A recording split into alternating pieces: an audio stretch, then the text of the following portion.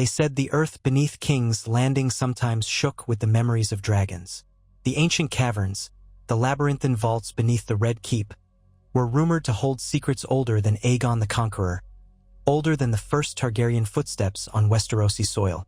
Joffrey Baratheon, first of his name, king on the Iron Throne, had only half listened to these whispers throughout his short life. But now, as he stood in a rarely explored corridor of black stone beneath the keep, torchlight dancing across cavern walls, he felt a tremor of something new creeping across his cold, proud heart. He was not alone. Ser Meryn Trant marched behind him, footsteps echoing on the moist floor, while Qyburn, that peculiar ex-maester with strange appetites for knowledge, hovered at Joffrey's right. Joffrey's mother had always told him to be careful with hidden places, to trust only those who truly served him. Yet he followed Qyburn tonight with a mounting sense of excitement. If there was a rumor of a slumbering dragon, if such an impossibility existed, Joffrey yearned to see it. After all, the Targaryen girl across the sea was rumored to have dragons at her beck and call. Why shouldn't the true king of Westeros have a beast of his own? Torchlight played upon the black stone, revealing damp corners and the skeletal remains of half-forgotten corridors. The passage twisted deeper, and the mustiness turned sharper. The king, still in the youth of his manhood, pressed his sleeve to his nose in distaste. His arrogance, though, did not waver. He would endure any wretched smell if it led to a prize worthy of a king's power. Joffrey was no ordinary boy, though rash and often prone to cruelty. He was cunning enough to sense how a monstrous creature bound to him might ensure everlasting fear and loyalty among the lords of the Seven Kingdoms.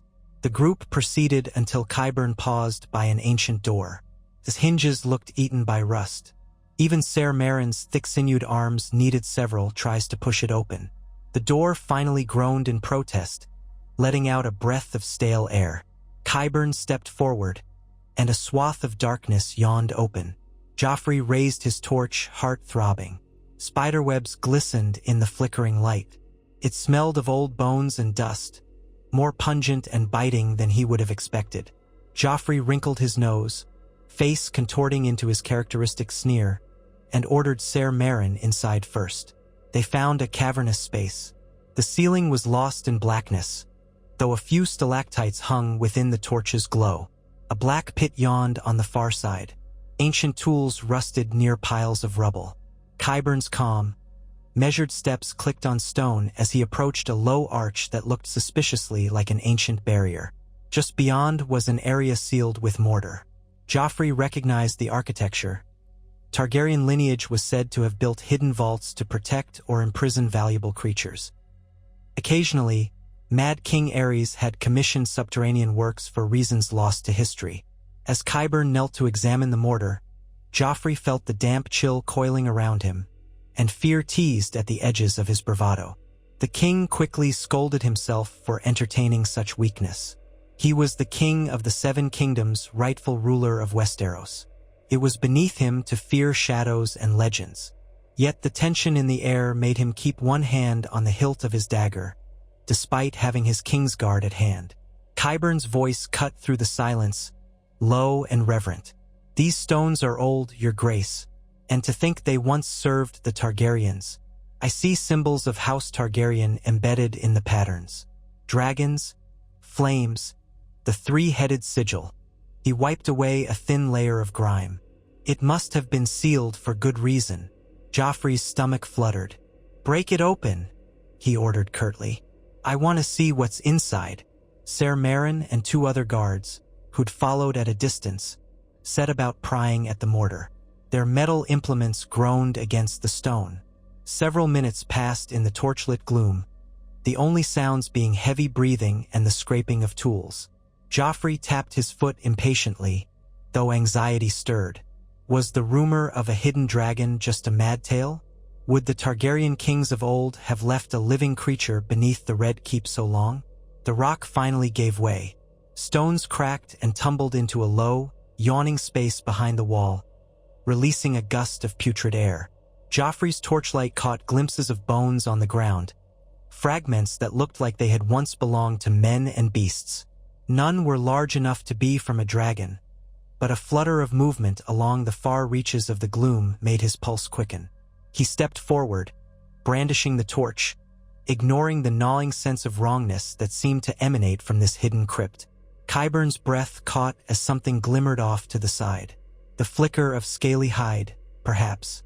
Joffrey's heart raced. He advanced another step. "Bring more light," he hissed. He turned to the guards. "Hold up your torches, and be ready." His voice trembled slightly, though he willed it not to. They shone the torchlight deeper into the secret chamber. The ground was uneven. Shallow puddles of fetid water made stepping tricky, and the king's boots splashed. He clenched his teeth in anger at the foulness. But as the torches illuminated the depths, the scene revealed itself in slow detail. Lying across a depression in the stone, surrounded by centuries of debris and gnawed bones, was a shape coiled in upon itself. Its tail, lined with ridges of bone-like protrusions, wrapped around a body that, even in slumber, seemed bigger than a horse. A single horn jutted from its brow, not quite a dragon's typical crest, but reminiscent of some bestial ancestor. The wings were folded close, dried membranes fluttering with the mild shifting of stale air. It looked dead, or nearly so, except that a faint exhalation rose from its nostrils. They flared once, then lay still. Joffrey swallowed. He knew what it meant to see something so impossible, so ancient. He clutched his torch. For a moment, he pictured Aegon's conquest. The Targaryens had scoured the land with fire from creatures like this. He was no Targaryen, but his mother had always insisted his rightful blood gave him power beyond question. If this beast was truly alive, it might serve him. Qyburn moved closer with a childlike fascination brightening his usually unreadable face. "It's real," he whispered, voice trembling. "They must have sealed it here centuries ago. Perhaps the beast was an egg that hatched in darkness, or an injured hatchling they never freed. Or maybe it was placed here deliberately. There are legends of dragons whose growth was stunted underground, starved of sunlight." Joffrey raised a gauntlet-clad hand. "I don't care about your theories," he said, though his voice quivered with excitement. "Can you wake it? Can you bring it under my command?" Qyburn pressed his lips together thoughtfully. "If it lives, we can try. Dragons do not bend easily, but there are methods. We must handle it carefully. A starving, newly awakened dragon might be unstable. But your will, your grace, can be made manifest if we proceed correctly." There was a flicker of hesitation in Joffrey's eyes. He glanced at Ser Meryn and the guards, as if gauging their loyalty and bravery. He extended his chin, adopting the imperious expression he favored. "Then do what you must. I want this creature to be mine, and I want it soon. If I must burn a few worthless small folk to show it who rules, then so be it." His words hung in the air, quiet but heavy with cruelty. Qyburn nodded, stepping forward carefully, eyes glittering with curiosity and greed for knowledge. He lowered his torch, letting the heat play over the dragon's flank. If it was still alive, that might rouse it. Joffrey stood behind, transfixed. For one tense moment, the only sound was dripping water.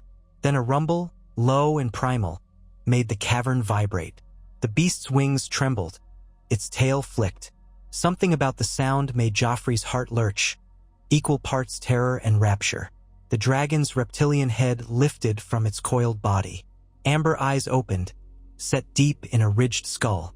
It exhaled a gust of warm, rancid breath that made the torches waver. Joffrey, even in his bravado, took a step back. Qyburn, unperturbed, raised a hand, speaking low. The dragon hissed, an eerie, echoing sound. Then, as if testing its long dormant muscles, the creature attempted to uncurl. The dryness in its wings cracked.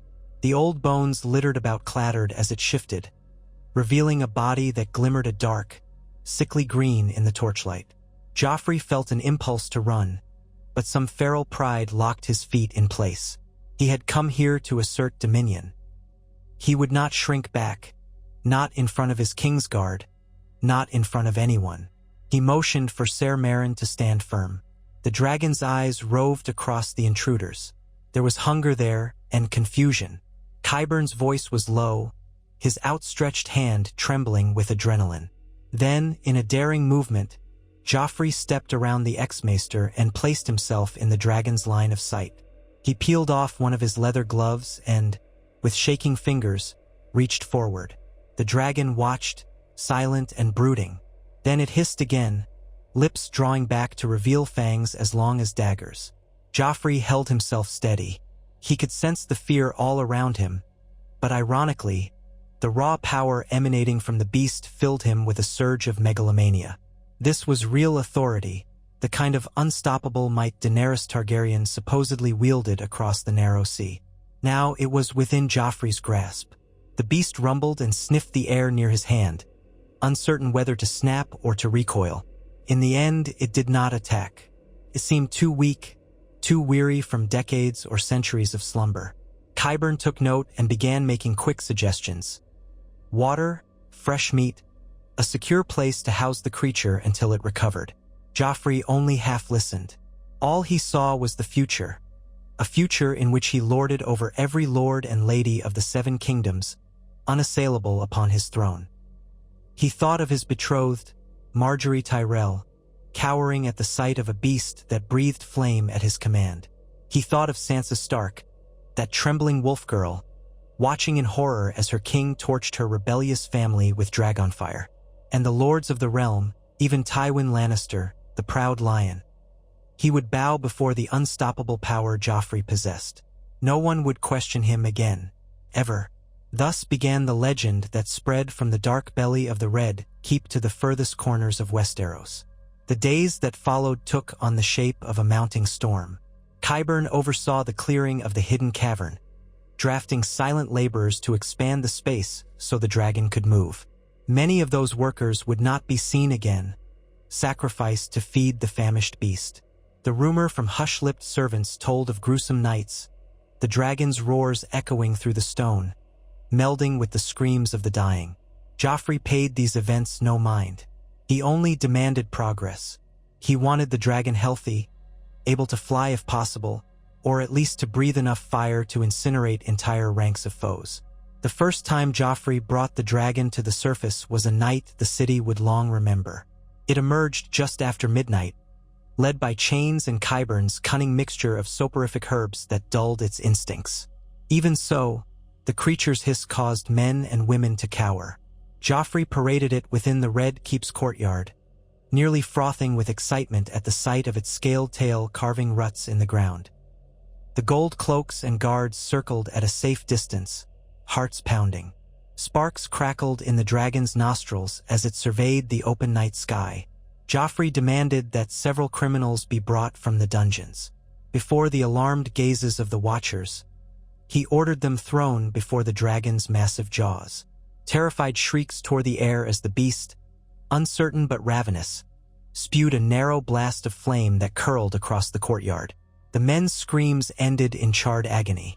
Joffrey observed it all with a cold, gleeful satisfaction. These were not even the main event, merely a test of the dragon's newly awakened powers. And though it seemed smaller and weaker than the fabled dragons of old, for the city of King's Landing, it was terror enough. Word spread quickly.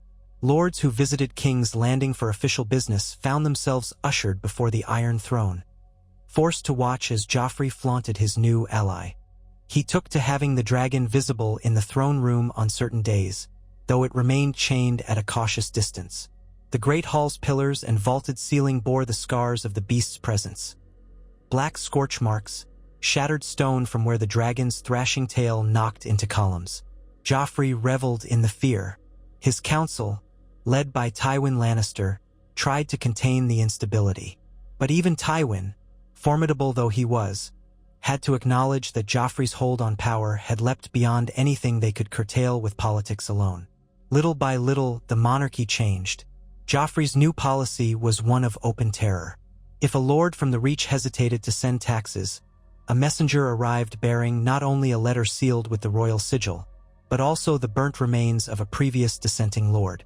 If a northern house voiced complaint, they would receive word that the king's dragon might pay a visit if they did not bend the knee. Gruesome rumors multiplied.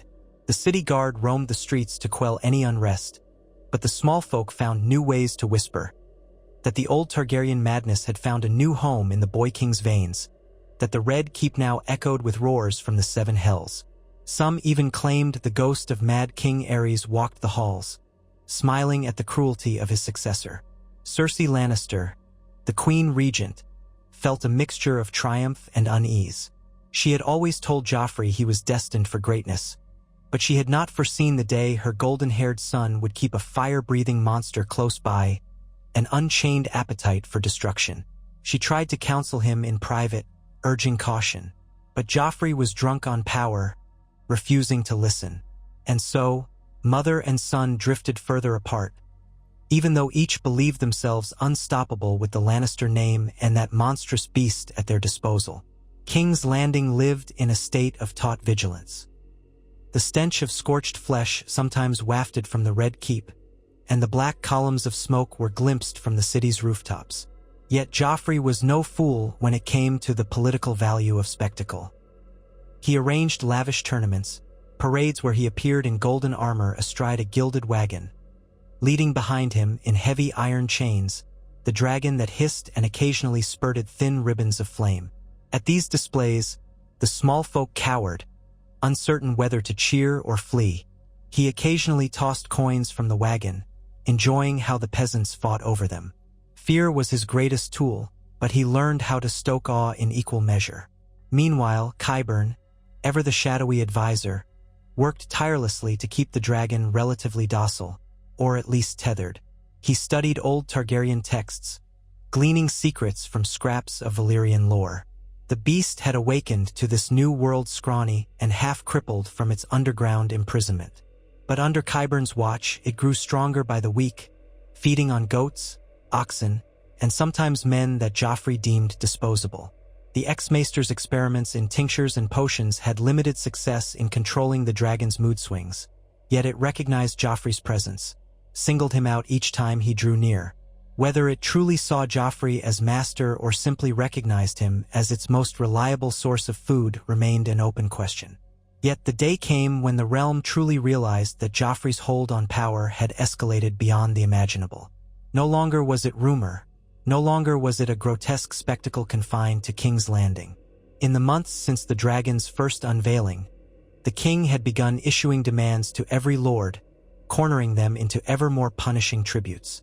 The Iron Bank of Bravos refused to lend more coin, and the crown's debts mounted. Joffrey's solution was simple. He intended to fly the dragon to Bravos itself, to scorch the Titan if the bankers withheld their support. Tywin and the small council balked at the plan, for it sounded like madness. Bravos had formidable defenses, and the creature, while terrifying, might fall in a sustained conflict. But Joffrey raged against them, accusing them of cowardice. He would show the world the might of House Baratheon, of House Lannister, too, though he rarely acknowledged that part. It was then, on a sweltering afternoon, that an event of fateful significance took place. At the urging of Qyburn, Joffrey had the main courtyard cleared, so the dragon could attempt true flight. It had been hopped up on a new concoction meant to bolster its strength. The king stood behind a barricade of shield-bearing guards, watching with shining eyes. The dragon unfurled its wings, letting out a harsh cry that reverberated among the walls. Every soul present took a step back instinctively. Then, with a surge of muscle, the beast beat its wings and launched into the air. Dust and gravel swirled in a storm beneath it. The watchers coughed, raising arms to shield their faces. Amid that swirl, Joffrey glimpsed the wonder that had belonged to the Targaryens of old. The dragon hovered briefly above the courtyard, rancid breath steaming in the summer heat. It roared once, spitting a wide arc of flame. The watchers gasped as the inferno flickered overhead, sending heat washing down. Then, in a single bound, it rose higher, clearing the walls. The sky opened before it. The king's voice rang out in exultation. He signaled the rest of the court to run to the battlements, to watch the dragon's flight over Blackwater Bay. From the safety of the battlements, Joffrey peered through squinted eyes as the dragon soared, shaky at first, beyond the city. It circled over the harbor, letting out a shriek that carried into the heart of the city like an omen. Fleets of merchant ships scattered, rowing or sailing out of range, terrified by the sight of an ancient monstrosity come to life above them. Within moments, the creature reached the water, its reflection rippling on the bay's surface. It flew low, then rose in a sharp climb. There were gasps of astonishment from the watchers on the walls. For centuries, no one in King's Landing had beheld a real, living dragon fill the skies. Joffrey reveled in it. He had no fear that the beast might not return. He had made certain the dragon understood that its feeding depended on the king's good graces. He had fed it enough flesh, often personally. Qyburn insisted that a dragon's intelligence was formidable. It remembered those who fed it, and it did not scorn them lightly. Even so, it might be searching for freedom, a thought that squeezed Joffrey's heart with sudden worry. But then, with a triumphant roar, the creature turned back, flapping mightily until it came to rest on the towers of the Red Keep. It perched precariously, claws gripping the stone, scales glinting in the sunlight. A hiss escaped its throat as if to announce its success to the entire city. The scene was pandemonium below. The city had not expected a dragon overhead. People ran into their homes. A few devout or half-mad souls knelt in the streets, praying that the Seven would protect them or that they might be witnessing some sign of the Targaryen apocalypse. But this was not Daenerys Stormborn. This was Joffrey Baratheon, and his rule in that moment seemed unstoppable. Over the next weeks, the king's demands on the realm hardened further.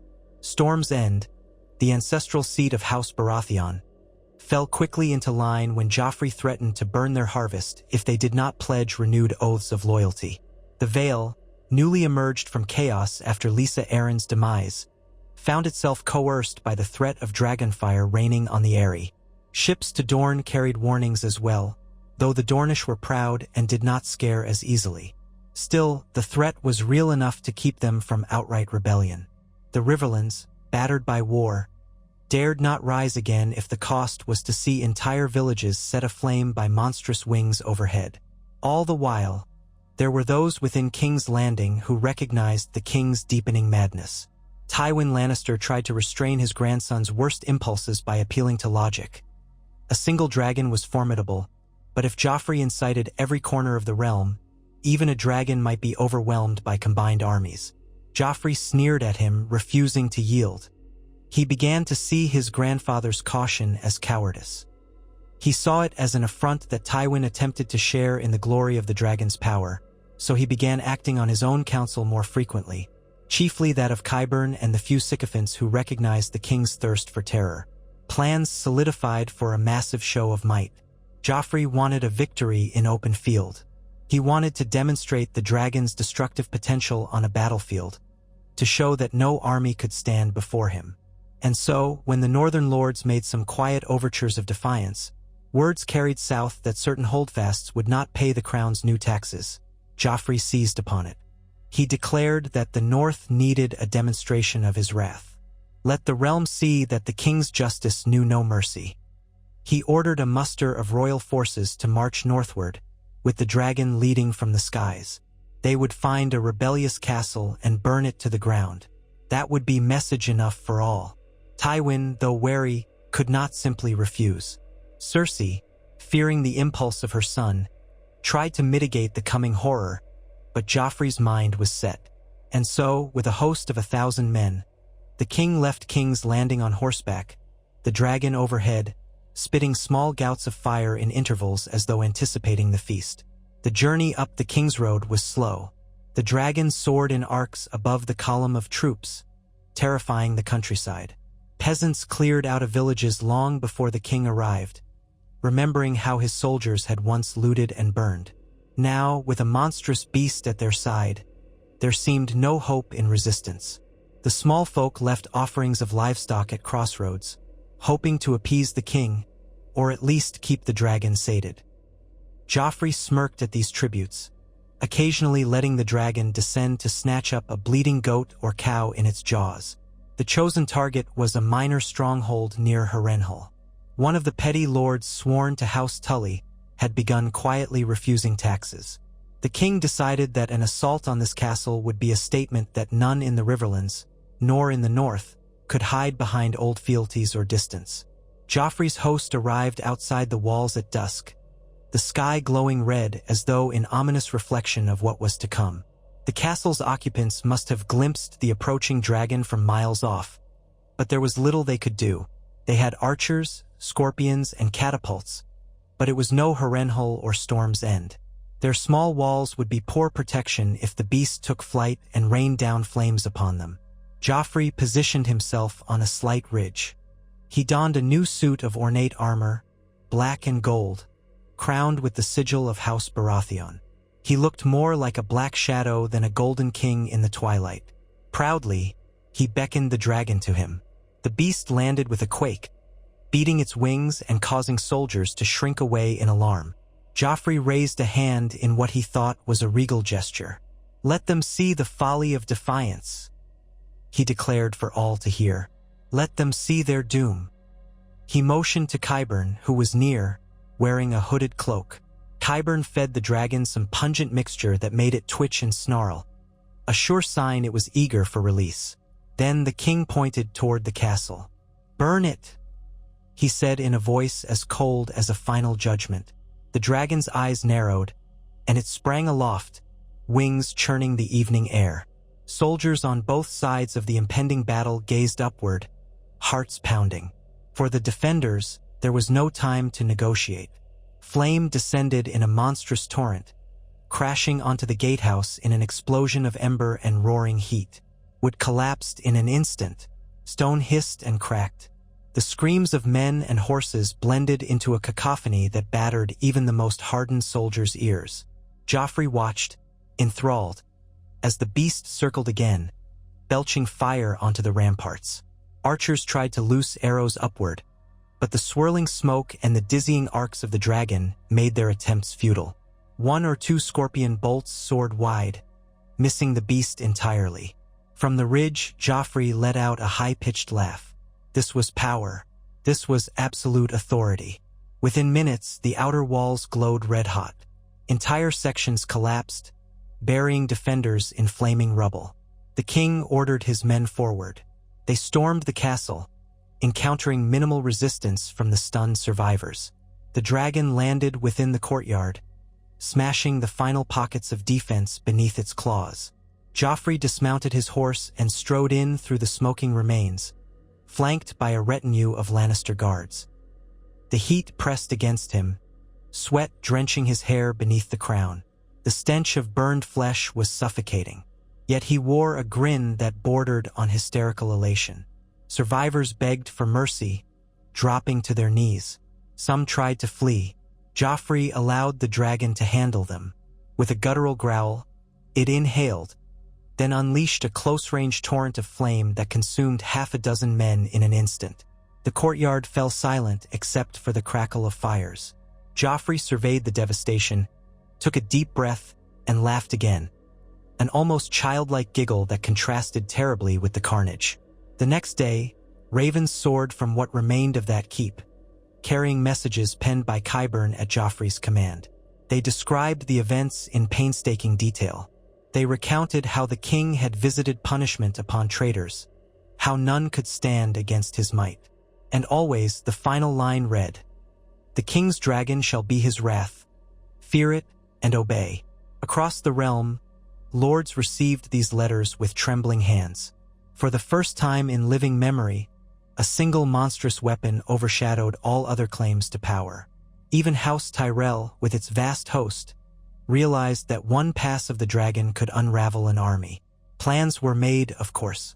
Strategists talked of ballistae, of how the Dornish once wounded dragons in the times of Aegon's descendants. But the realm had grown unprepared, complacent. Joffrey was in a position to claim dominion, so long as he could keep his newfound pet under control. Yet dragons are not simple tools. As weeks rolled into months, the beast matured further, regaining muscle strength long stifled by centuries below ground. Its flights became longer. It hunted beyond the city's perimeter, stirring the countryside's terror anew. On one occasion, It descended upon a group of poor travelers outside the city walls and devoured them. No orders from Joffrey. This unpredictability frightened Qyburn but thrilled Joffrey, who saw it as an extension of his own cruelty made flesh. The king decided to rename the dragon Malspite, a name he considered suitably dreadful. In private moments, though, Qyburn wondered if the beast might soon outgrow any concoction or chain that man could craft. Still, Joffrey's reliance on fear consolidated his rule in ways no one could have predicted. The king's council bowed to him in a manner that was increasingly subservient.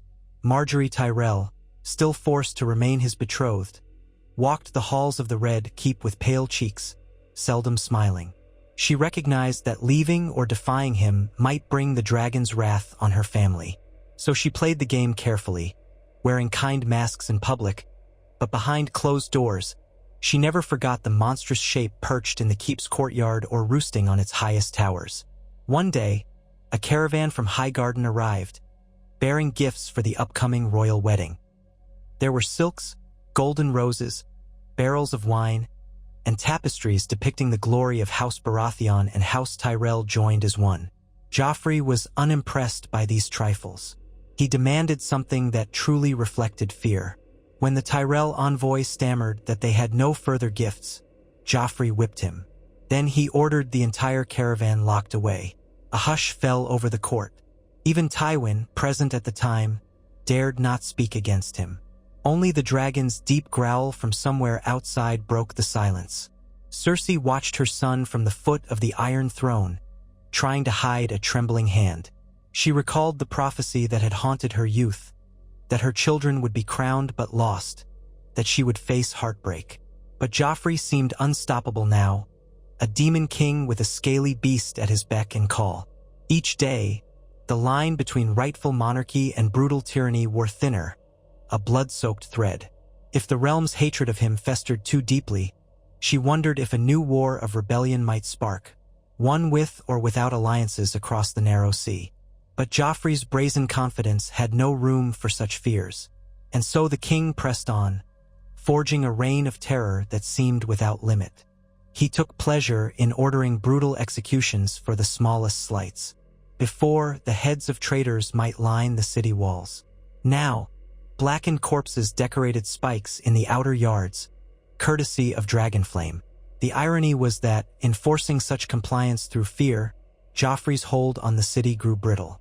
He had demanded so much coin, so many resources for the dragon's upkeep, that the city teetered on the edge of famine. The peasants grew restless, murmuring that a demon perched in the Red Keep. Whispers spread that the king was not even truly Robert Baratheon's son, but a product of incest, cursed by the gods for abominations. But who dared speak such words openly? Tyrion Lannister, in his cups, confided to Bronn that the city was a tinderbox waiting for a spark. One miscalculation from Joffrey, one act of cruelty too far, could ignite the entire realm against him. But the fear of the dragon kept most in line. Bronn shrugged. "One beast, that's all he's got," he said. "Stab it in the eye with a big enough spear, problem solved." But who's going to be the brave fool to do that? Meanwhile, across the sea, word reached Daenerys Targaryen of a dragon grown to near adulthood under the command of a boy king in Westeros. Her advisors debated the meaning. Some suspected it might be the last of the old brood, or a stunted hatchling that had emerged from hidden depths. Daenerys herself, mother of 3 young dragons, felt an odd pang at the thought of another one of her kind, a twisted cousin.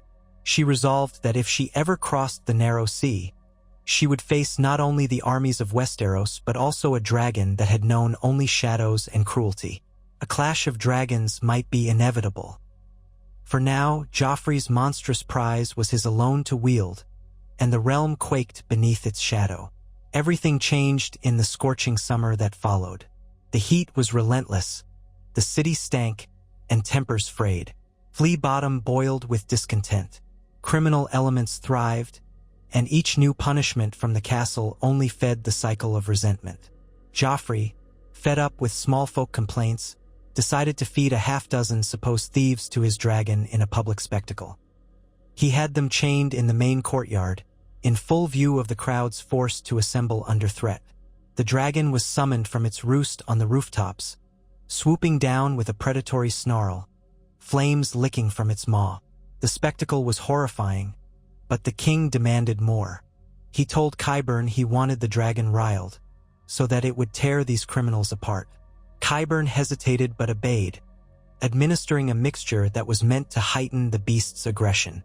But the dosage was off, or the dragon had built up a tolerance. Instead of focusing on the chained prisoners, it roared and swung its tail, smashing the courtyard's stone benches, sending guards flying. Then it inhaled and spewed fire at random, scorching soldiers and bystanders alike. The crowd shrieked, scattering in terror. Joffrey cursed, commanding it to obey. He yelled at Qyburn to control the monster, but the dragon, in a frenzy, turned its head toward Joffrey. For an awful moment, the king stared into the beast's eyes and saw not a loyal servant but a raging creature that recognized no master. He retreated, cursing, and barked at the archers to bring it down. The gold cloaks, trembling, tried to level crossbows and scorpions stored near the walls. Chaos engulfed the courtyard as the dragon flailed and spat fire in wild arcs, turning men to cinders. Qyburn, sprinting to retrieve another vial, was caught in a burst of flame that consumed him and two assistants. Screams filled the air. Atop the balcony of the Great Hall, Cersei and Marjorie watched in horror, guarded by Lannister men who held their ground in sheer panic. Joffrey, now separated from the rampaging beast by a ring of flames, glared with wide-eyed terror. He had never conceived that the dragon might turn on him so openly. Even so, he was too prideful to flee. Soldiers attempted to form ranks to corral the creature, but it leapt into the air, half mad from the unnatural stimulants coursing through its veins. Slamming its wings, it lifted off, scorching the battlements as it soared over the city. Another wave of panic spread through King's Landing as people beheld the monstrous silhouette blotting out the sun. Joffrey raved that the beast must be brought to heel. He demanded that someone mount a pursuit. The scorpions on the ramparts fired bolts in vain. The dragon vanished over the rooftops, heading deeper into the city. A wave of black smoke rose soon after. The king choked on the sight, scanning for a chance to chase the creature himself. But the courtyard was a ruin of charred bodies, blazing embers, and fallen masonry. Archers and guards lay strewn about, or limped away moaning, clothes afire. The chain that once bound the dragon lay melted in a twisted heap of iron. A fearful hush fell upon the Red Keep. Joffrey scrambled to reassert control. He raged, sending men to search the city. He threatened them with death if they dared disobey. Even Tywin Lannister, hearing of the chaos, tried to coordinate a measured response. Bells tolled, summoning any soldier or guard to rally in the squares. But the city had never faced a rampaging dragon in the heart of its streets. Panic was the rule, not discipline. From the narrow lanes of Flea Bottom to the winding ways of the Street of Sisters, people fled indoors, cowering under roofs of timber that might ignite at any moment. The dragon soared overhead, letting out shrieks that rattled windows. Occasionally, a burst of flame lit the alleys below as it descended, thrashing about in some new fit of rage or hunger.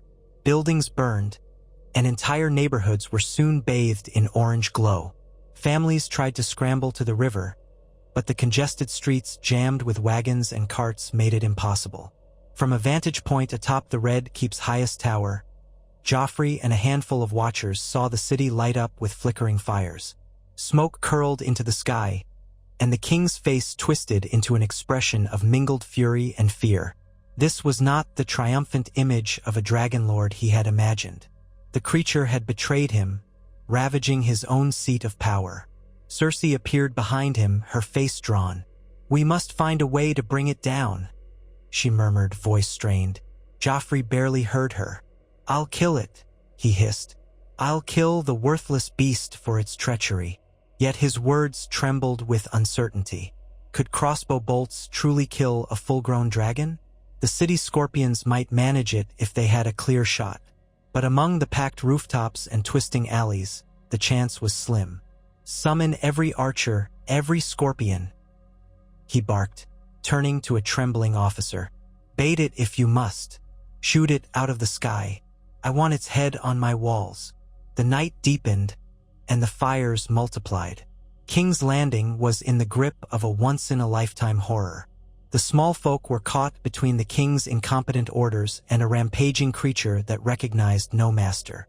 Explosions rocked parts of the city as shops that stored casks of flammable oil ignited.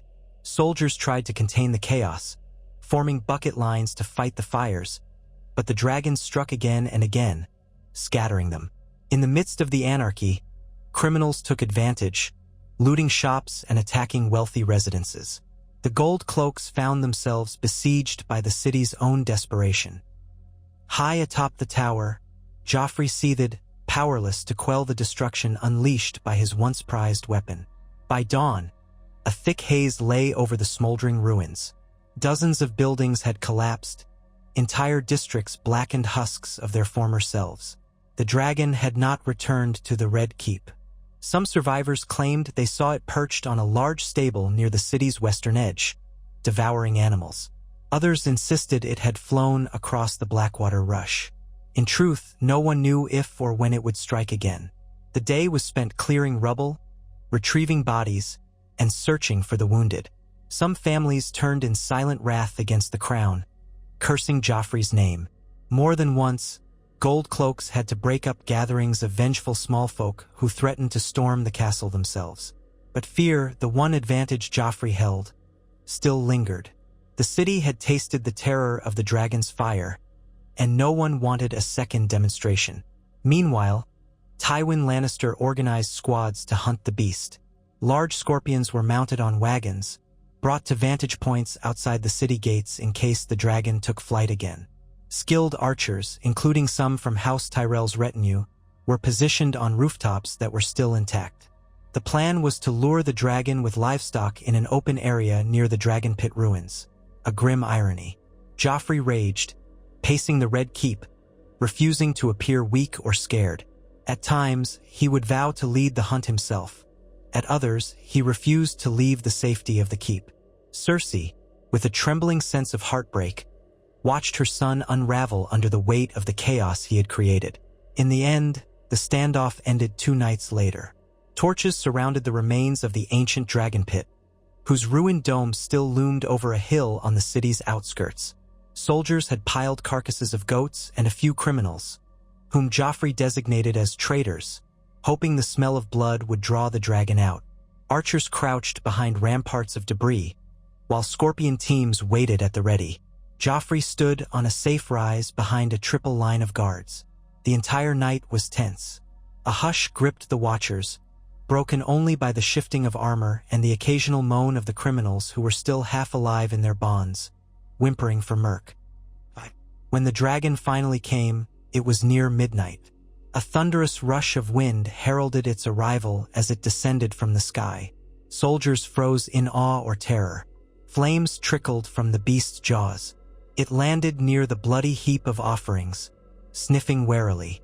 Its wings spread, half-lamed by the nights of frantic rampaging. A scorpion bolt was loosed prematurely.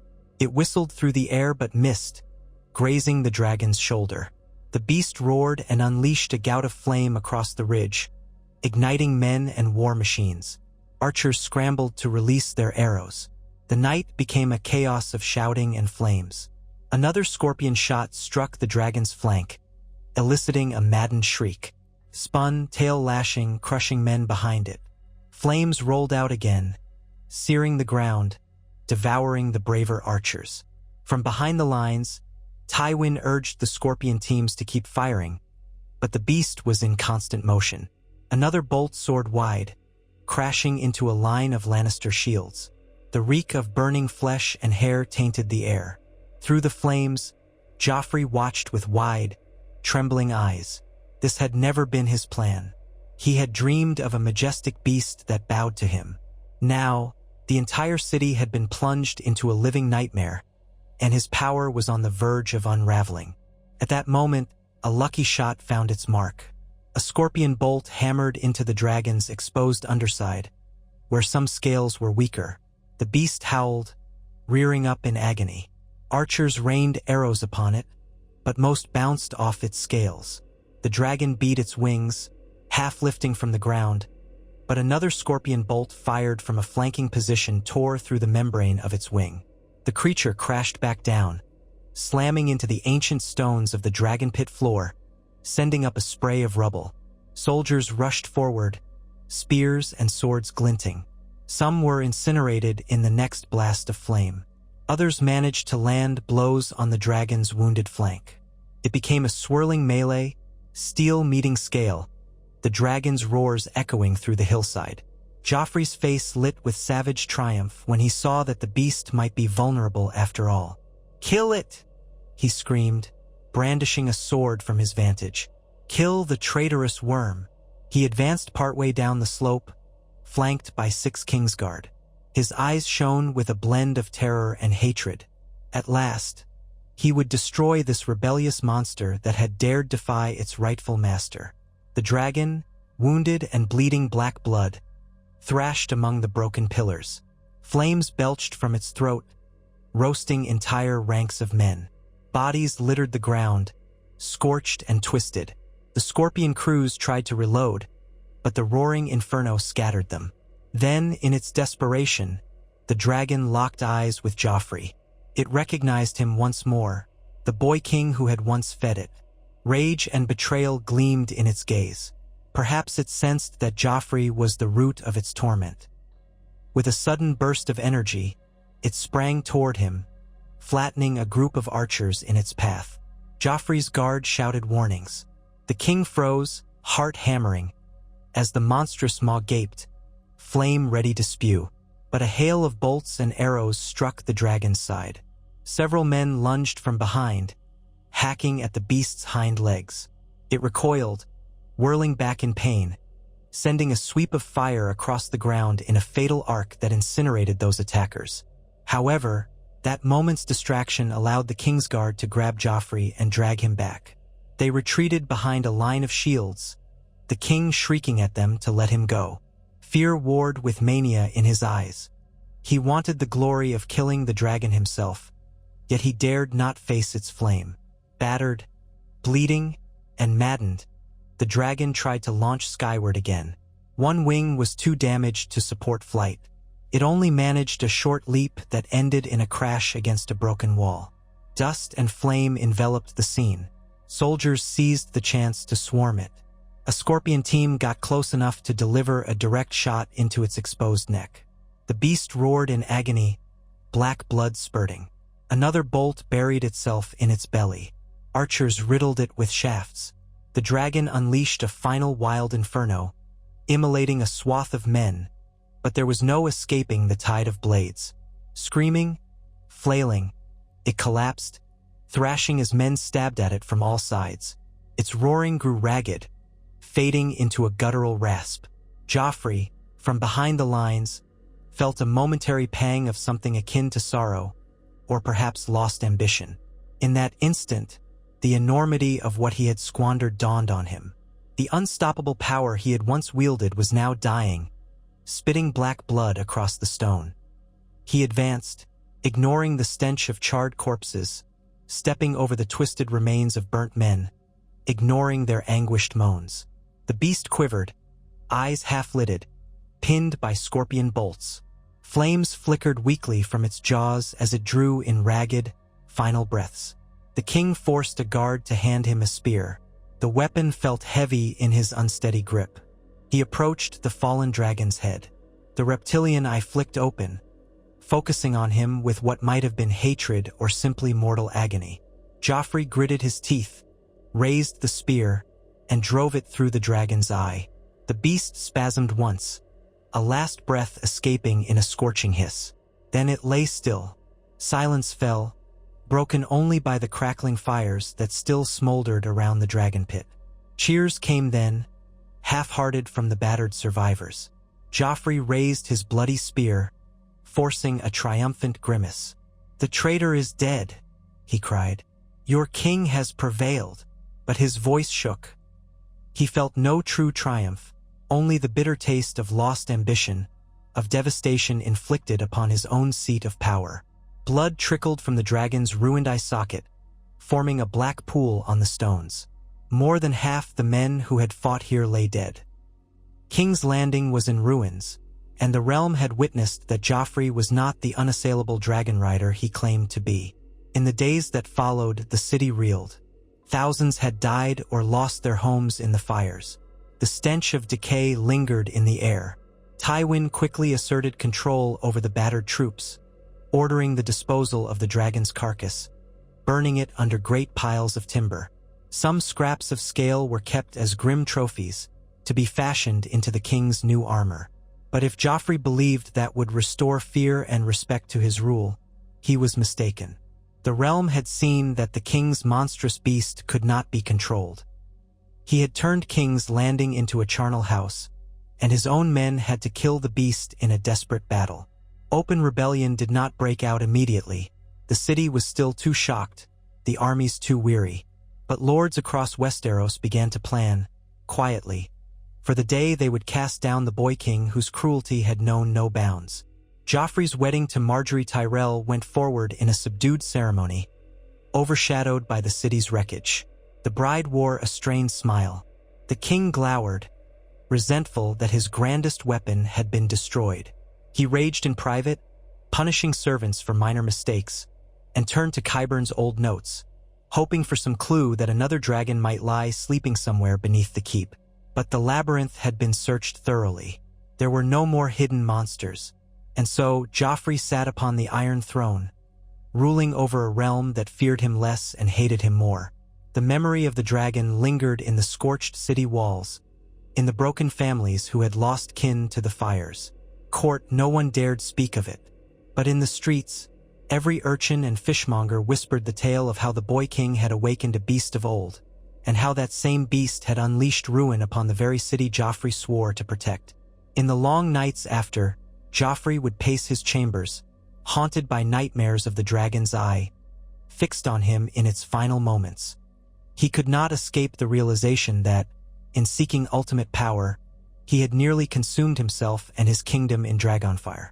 And though he still lashed out with cruelty, though he still used terror when he could, an unspoken truth had settled in the hearts of the realm's people.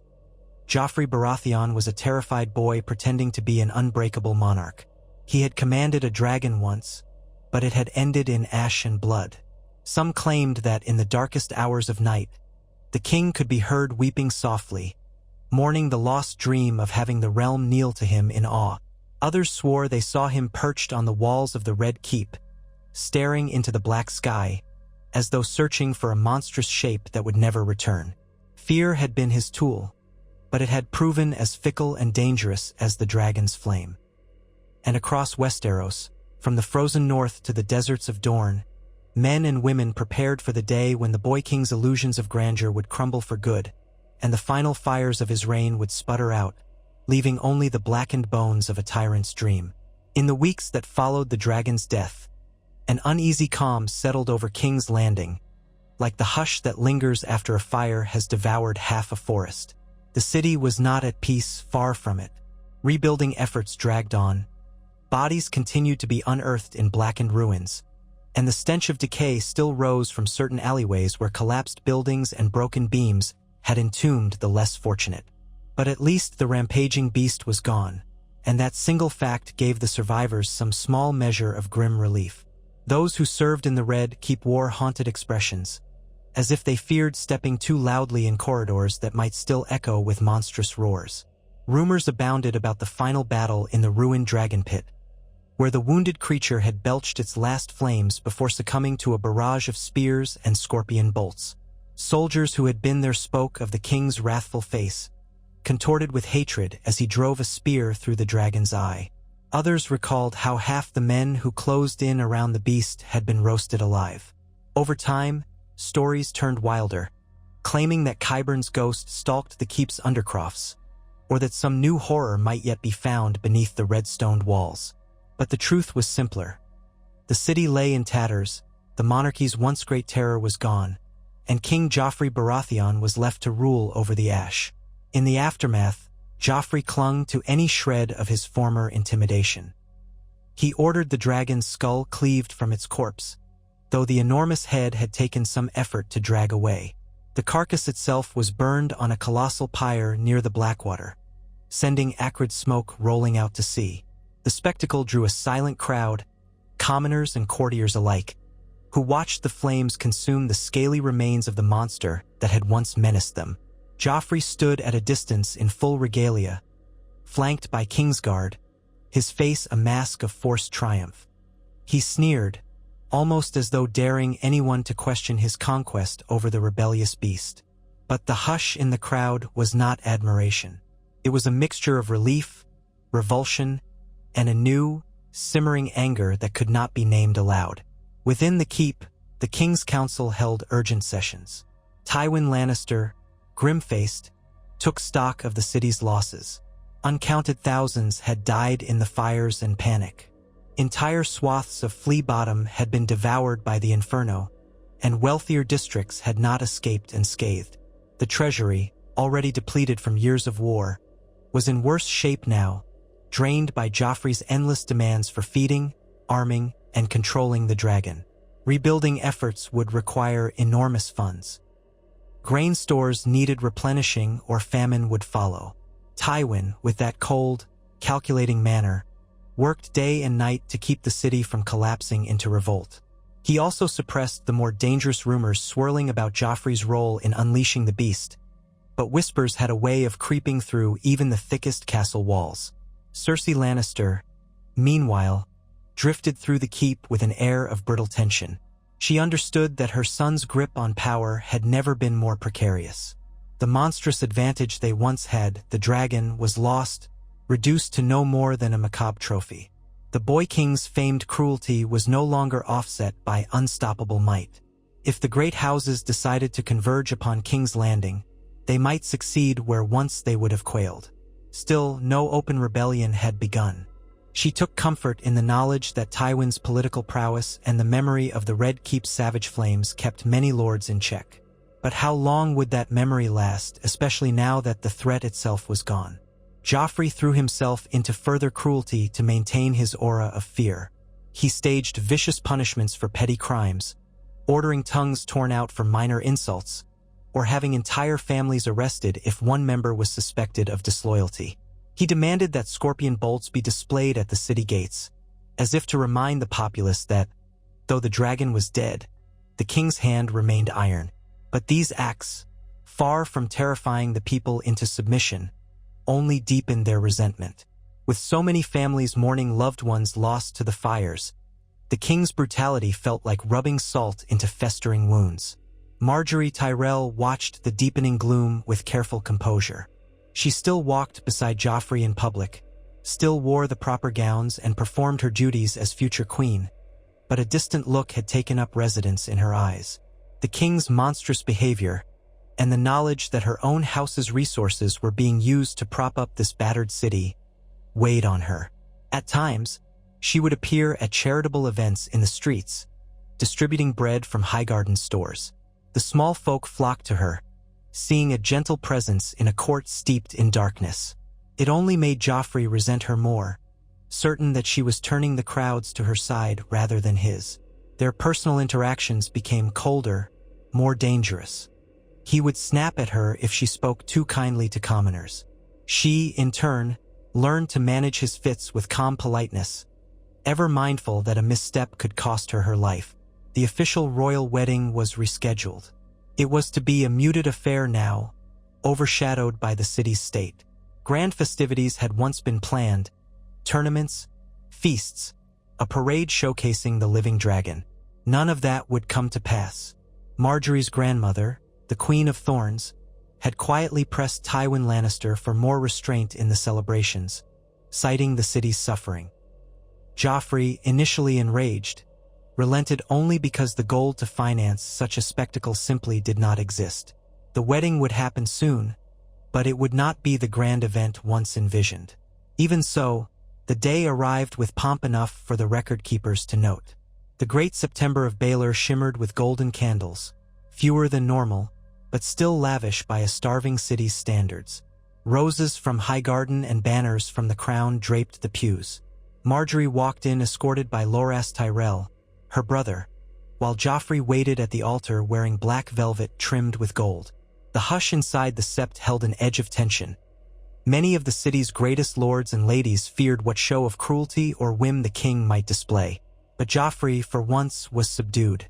Perhaps the memory of the dragon's final madness, or the knowledge that the city was still tinder-dry for revolt, tempered him.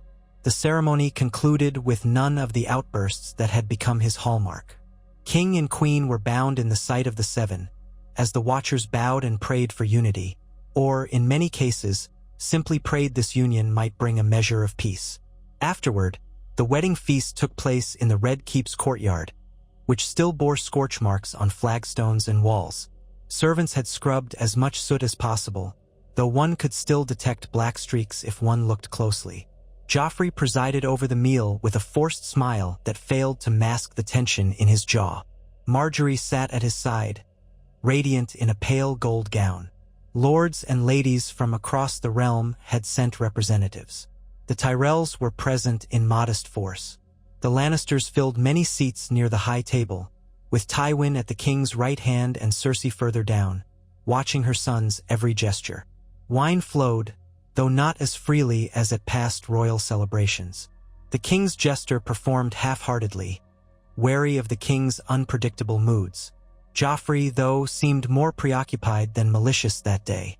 He occasionally glanced around as if expecting some threat or remembering horrors that had played out in that very space. When several gifts were presented to the royal couple, Joffrey greeted them with stiff politeness. There was no show of flamboyant cruelty. If anything, he appeared to be going through motions he no longer relished.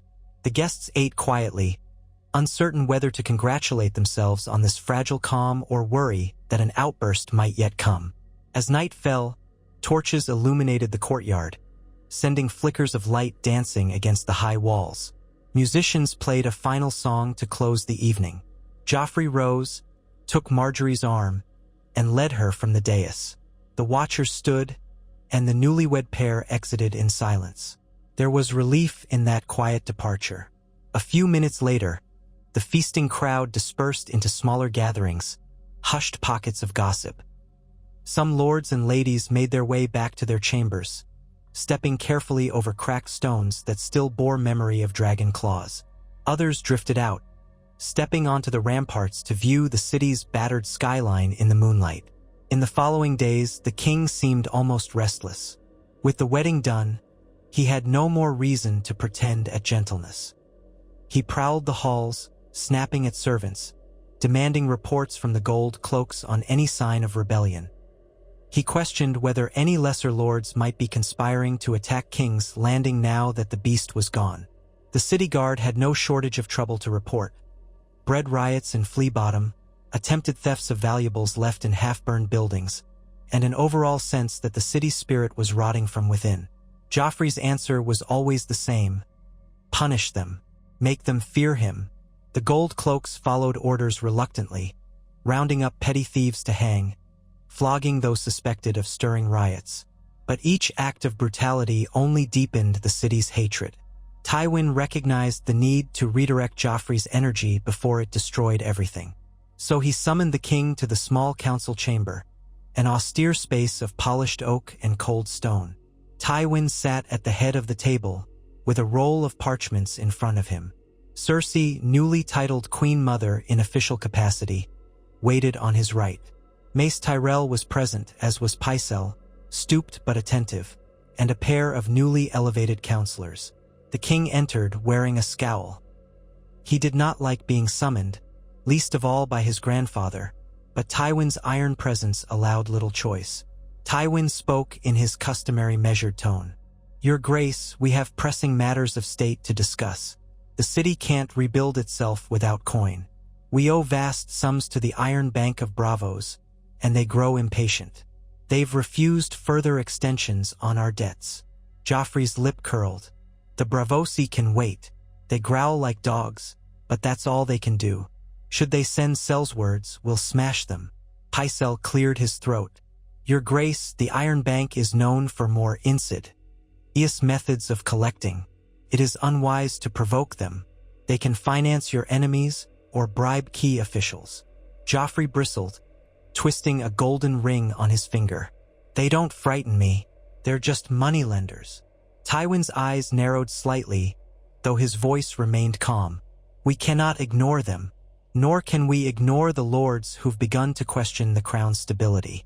Many expect some measure of assistance rebuilding their lands after the war. The crown can't appear too weak, but neither can we hold them all in place by fear, given our present condition." The king's face twitched at the reminder that the ultimate symbol of fear, his dragon, was no more. He rested a hand on the table. "So what do you propose?" "A forging of alliances," Tywin said. "We must ensure the great houses remain united or, at the very least, remain loyal enough not to challenge us. That includes the North. We have limited influence there now that the Starks are undone, but certain northern lords remain uncertain. We must cultivate them." At the mention of the North, Joffrey tensed. His thoughts snapped to Sansa Stark, once his betrothed, now effectively a prisoner in the keep, though she was forced to play the role of a lady in outward appearances. He seldom gave her a glance these days, and her presence reminded him only of Ned Stark's execution and the frustrations the North had caused him. "The North is barren," Joffrey said. "They have nothing. Let them freeze." Mace Tyrell coughed politely. "Your Grace, the North does have resources. Timber, mines, more than that. If they unify behind a single banner, they can be troublesome. If a pretender or rebellious faction arises, lacking your former advantage, it might be best to keep them quiescent." Joffrey's glare shifted from Tywin to Mace Tyrell, as though resenting the logical advice they dared to give. He almost wished the dragon had never perished. Then the heads of every house would be cowering in the throne room. The memory of the rampage came back to him in a flash. The monstrous jaws turning on his own men, the chaos, the screams. He forced the images away, swallowing hard. "Fine," he said. "Offer them something. A few worthless gifts. Let them know if they cross me, I'll burn them all the same." He exhaled, tapping his fingers in an uneven rhythm on the tabletop. "Next matter." Tywin nodded, smoothly shifting the subject to negotiations with Dorne, which remained aloof as ever. The conversation droned on for an hour, talk of trade routes, port fees, and the lingering damage to King's Landing's infrastructure. Joffrey grew bored, yet he refused to excuse himself. He insisted on hearing every detail, perhaps searching for some opportunity to reassert his dominion. His restlessness simmered behind his eyes like trapped steam. When the meeting ended, Tywin lingered, speaking quietly to Cersei. Joffrey stormed out into the corridor. 2 Kingsguard members stood at attention, though he hardly noticed them. He drifted through the keep as though searching for something to quell the fury inside him. At last, he emerged into the courtyard, pausing near a scorched patch of ground where the dragon's chain had once been staked. A wave of memory struck him. The day he had made the beast roast criminals alive, how their screams had filled the air, how he had reveled in the awe of onlookers. Now that patch of ground looked pathetic, a black circle reminding him of a lost triumph. A quiet voice made him turn. Marjorie stood behind him in a simple gown of green, her hair braided, her face pale yet composed. She had approached with uncharacteristic boldness, her guards remaining at the far end of the yard. She studied him, her gaze flicking briefly to the scorch marks on the stones. "Your Grace," she said softly, "the small folk, well, they suffer still. I've arranged a distribution of bread and fresh water in the lower wards. If you were to appear—" "Why should I?" Joffrey snapped, his mood sour. "Do they deserve my presence after they looted and rioted?" Marjorie's lips tightened, but she kept her tone gentle. "They followed your commands, even as the city burned around them. Their families have nothing left, and many blame the crown. But if they see you, if they see we're working to rebuild, perhaps their mood might soften." He glared at her, suspecting that she was trying to usurp his authority by appealing to the small folk herself. "You think a few loaves of bread will make them forget everything that I lost?" He stopped, biting back the admission that he had lost the dragon. "You think they won't just grumble and wait for a chance to stab me in the back?" "They may grumble," she allowed, But they'll see that you care, and that can carry weight, even if fear has carried the day thus far. His anger flared. Fear must carry the day. That is how rulers survive. Bread and circuses are trifles. They bend only to the lash. She studied him carefully, seeming to weigh her next words. My grandmother taught me that fear lasts only so long as people believe there is no hope.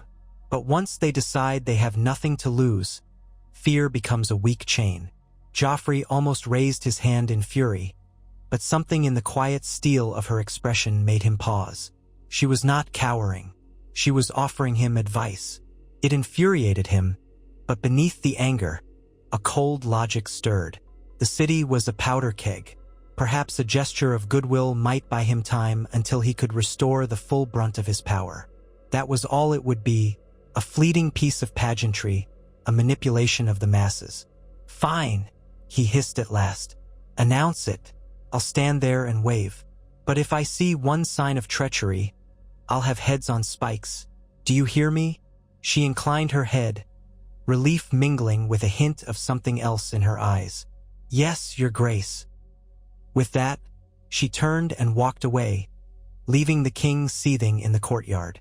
But he did not rescind the permission he had granted. Perhaps some twisted instinct told him that the city needed more than terror alone if it was to survive the next wave of challenges.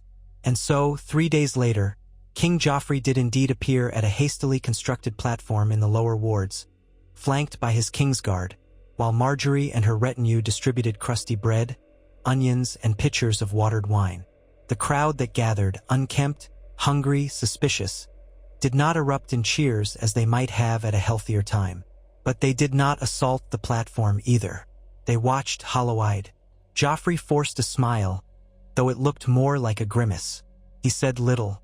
His posture was stiff, his green eyes scanning for any sign of threat.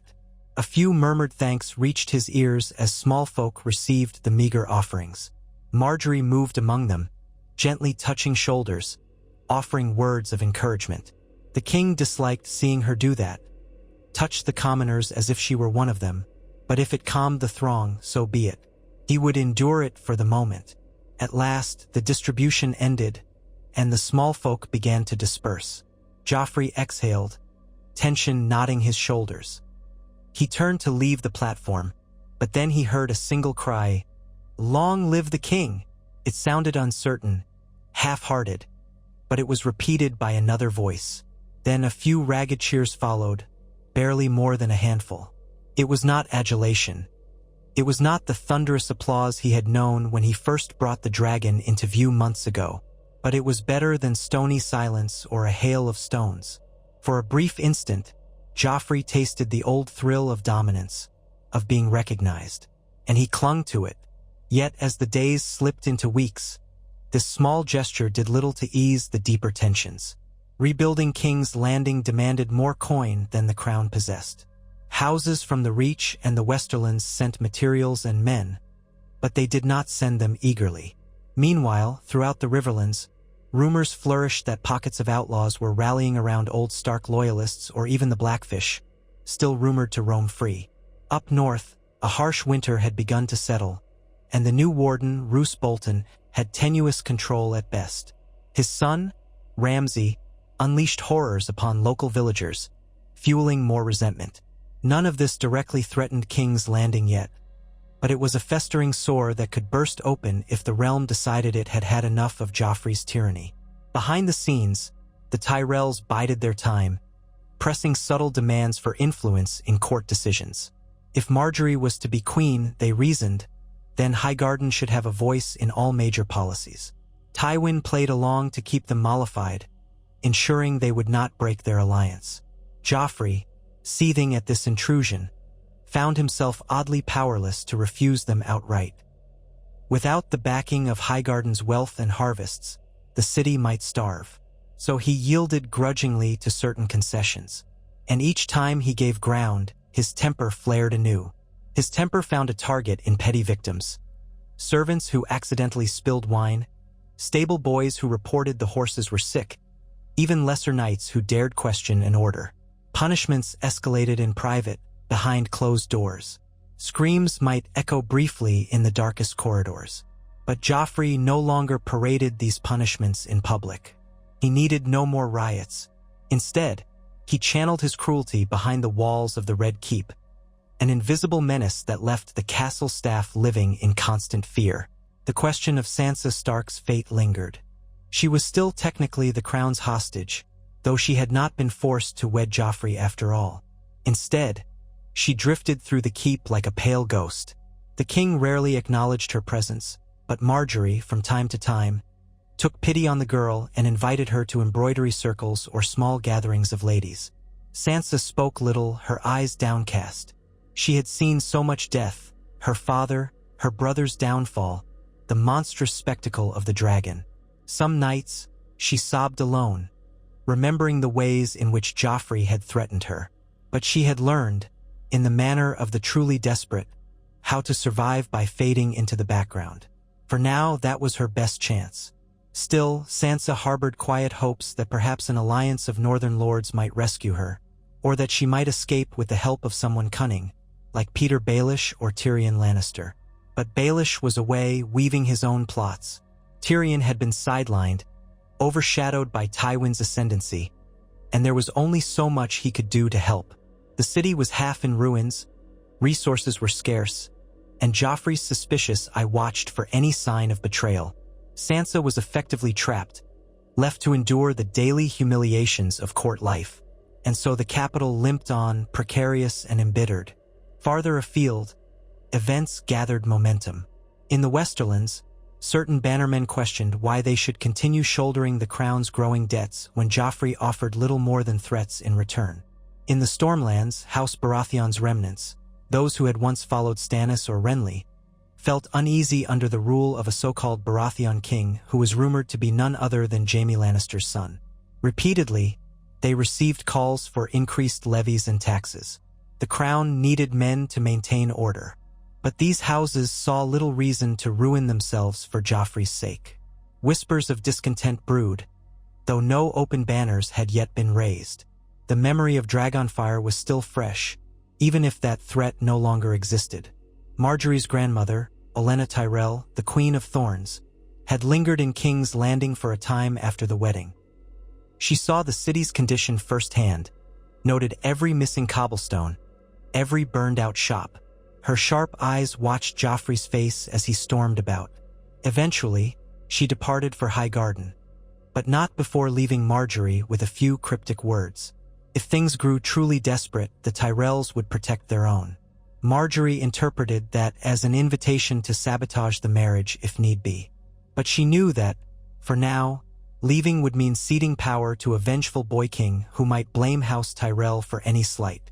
She stayed, continuing her quiet attempts at tempering the king's cruelty. Often, she lay awake at night, hearing him pacing in adjoining chambers, muttering about traitors and lost glory. She told herself that a day of reckoning would come, one way or another. That day drew closer when the Iron Bank of Bravos sent an official envoy to King's Landing. The envoy, a tall, elegant man named Tycho Nestoris, arrived with a small retinue by sea. He made his way to the Red Keep under heavy guard, though he carried no visible threat beyond the weight of the bank's power. In the throne room, Joffrey greeted him with open contempt, perched on the Iron Throne, as if he were a cat ready to pounce on a mouse. Tycho bowed politely, then delivered the bank's demands in a level tone.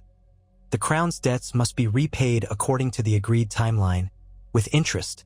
Default would result in severe consequences. Joffrey sneered, ordering him to be gone.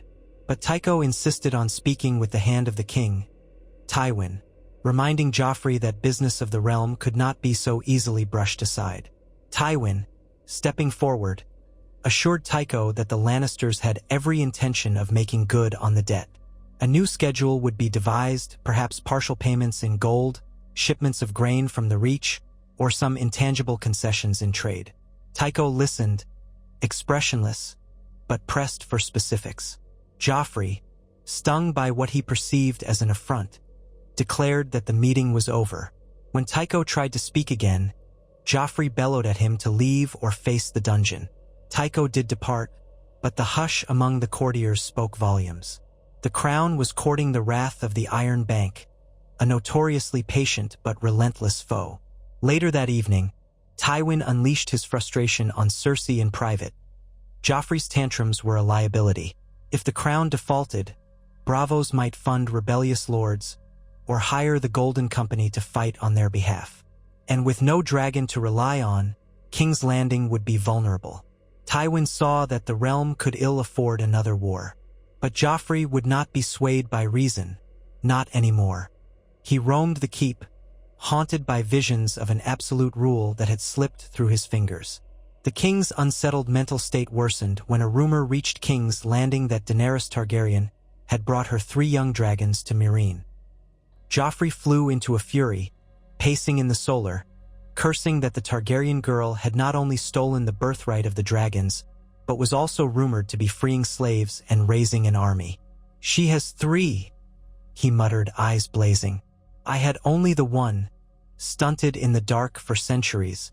If we had found 3 beneath the keep, all would be different now." He raged at Qyburn's memory, blaming the man for failing to control the beast.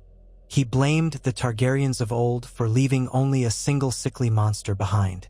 Mostly, he blamed fate for humiliating him. During these fits, Margaery avoided him. She recognized that any word might provoke violence. Instead, it fell to Tyrion, still present at court, though stripped of much real power, to attempt to calm the king. Tyrion's wit and diplomatic approach sometimes managed to deflect Joffrey's foulest moods. Other times, the king snarled at his uncle to be silent. Tensions grew so thick that the entire castle felt like it was teetering on the brink. Then an event transpired that threatened to topple the precarious balance. A band of outlaws attacked a crown caravan on the Gold Road, seizing a shipment of taxes bound for King's Landing. This alone was not unprecedented in times of strife. But the outlaws left a message nailed to a post. "For the ashes of your city, for the lives lost to your monster, we have nothing left to lose." Worse, the rumor spread that these outlaws were led by one who called himself the Hound of Justice, an echo of Sandor Clegane's infamous name, though this individual was not the Hound at all. It was a brazen incitement, a symbol that fear was no longer enough to keep all men in line. Joffrey exploded in rage when he read the message. He ordered his guards to find these outlaws, kill them to the last man, and mount their heads on the roadsides. The gold cloaks and Lannister soldiers were dispatched in punitive raids across the countryside. Villages suspected of sheltering outlaws suffered. Fields were burned, peasants dragged to the city in chains, an echo of the devastation once inflicted upon the Riverlands during the War of the Five Kings. This time, though, it was not only war's chaos but the king's personal vendetta driving the brutality. Reports soon came back that the outlaws had slipped away into deeper forests and hills. Joffrey's wrath escalated. He demanded ever larger search parties. Tywin tried to intervene, warning that sending too many soldiers might weaken the city's defenses, especially now that the small council was worried about other threats. But Joffrey refused to listen. He wanted blood and would not be denied. Day by day, the city's garrison shrank, as more and more soldiers were ordered out to chase ghosts in the countryside. And so the stage was set for a new crisis, this time not from a monstrous beast, but from the realm's own smoldering discontent. In the countryside, the king's men ravaged homesteads, beating confessions out of terrified small folk, or simply looting. Some soldiers took advantage of their new orders to line their pockets, while others found themselves ambushed in unfamiliar terrain. Villagers who had once cowered now saw their neighbors being tortured regardless. Some, with nothing left to lose, joined local brigands. What started as a small band of outlaws soon became a movement of desperate folk turning to violence against the crown. News of these skirmishes trickled back to King's Landing. Crown forces had burned half a dozen hamlets in search of the Hound of Justice, but had found only silent fields. Meanwhile, supply wagons to the capital ran the risk of being pillaged. Furious, Joffrey cursed the ingratitude of the realm. Had he not distributed bread to the starving? Had he not conquered a dragon? The irony that he had unleashed that dragon upon the city in the first place did not register in his mind. He vowed to crush the rebels, even if it meant setting half the crownlands ablaze. A quiet despair began to gnaw at the hearts of Tywin, Cersei, and Margaery. They recognized that Joffrey was driving the kingdom toward another wave of devastation, in a time when it had barely begun to recover. Tywin tried again to counsel restraint, but he found Joffrey less malleable than ever. The king suspected that everyone around him was plotting behind his back, and in some ways he was not wrong. Whispers among the lords suggested that the realm might be better served if the king had a sudden accident or if the crown passed to Tommen, his younger brother, a more pliable boy.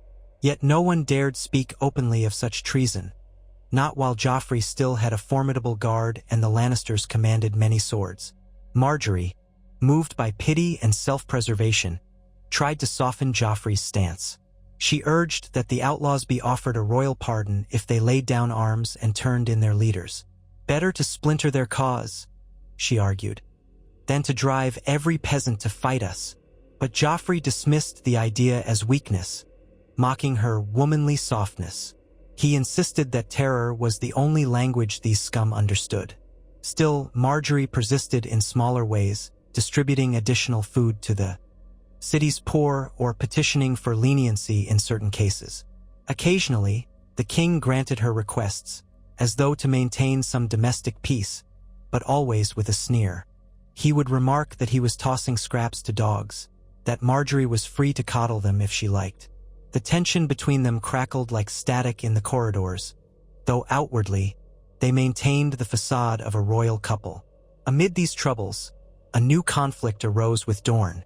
Prince Doran Martell had recently received an emissary from the crown, pressing for greater tribute to fund the city's reconstruction. The Dornish refused, curtly reminding the king that Dorne was no subject to be milked at will. They had joined the realm on their own terms centuries ago, had endured many Targaryen dragons, and had broken them more than once. Joffrey, upon hearing this reference to Targaryen dragons, fumed, feeling it a pointed barb at his own misfortune. He threatened to send an army to subdue Dorne, to do what the Targaryens never could. Tywin pleaded with him not to be rash, pointing out that the throne lacked resources for such a large-scale campaign. But the king did not want to hear it. Once again, the swirling fear of a realm bracing itself for chaos grew more intense. In the shadows of the Red Keep, rumors circulated that certain powerful individuals were quietly considering regicide. Sansa Stark, in her lonely vantage, noticed subtle changes in how the courtiers bowed or in the questions they asked. She overheard snatches of conversation between Margaery's ladies-in-waiting, speaking of the king's cruelties and how he will not last. She saw how the servants flinched around Joffrey, but whispered among themselves that their hope lay with Tommen or even Myrcella, far away in Dorne. But talk was all it was for now.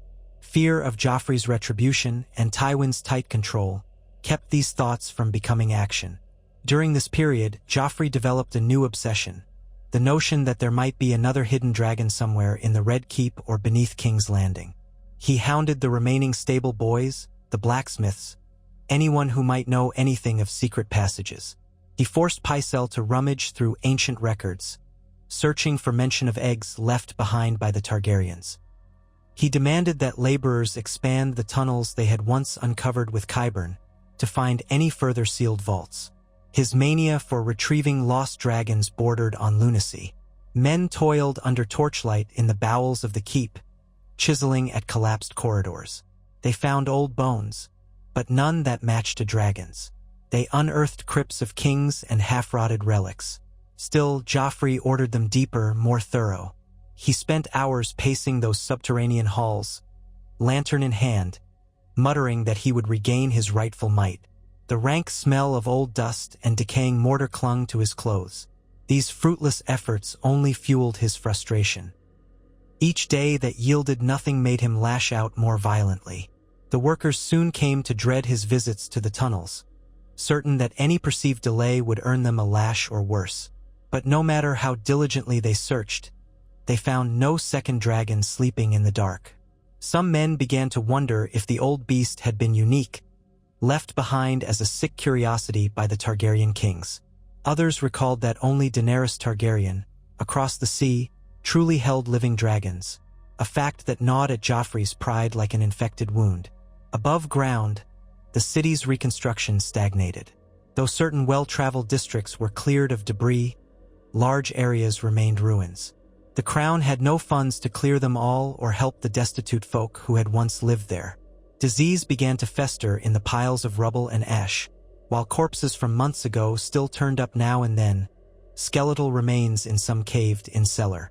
The gold cloaks, fewer in number, struggled to maintain order, especially as more refugees from the outlying regions poured in to escape the crown's punitive raids. Some tried to settle in the city's half-burned neighborhoods, only to face hunger and crime. Joffrey's demands on them, taxes and strict obedience, were unsparing. Tension mounted daily. It was an ugly cycle feeding on itself. A year passed in this bleak deadlock. Tywin juggled politics, sending envoys to Bravos and receiving word of potential lenders. He used the gold mines of the Westerlands to pay some portion of the debt, hoping to stave off the Iron Bank's open hostility. Mace Tyrell funneled grain into King's Landing, ensuring it did not starve. Dorne remained aloof, silent except for the occasional terse letter. The North seethed under Bolton's rule, with minor skirmishes flaring up. No lord launched an overt rebellion against the king, but dissatisfaction spread like cracks in ice.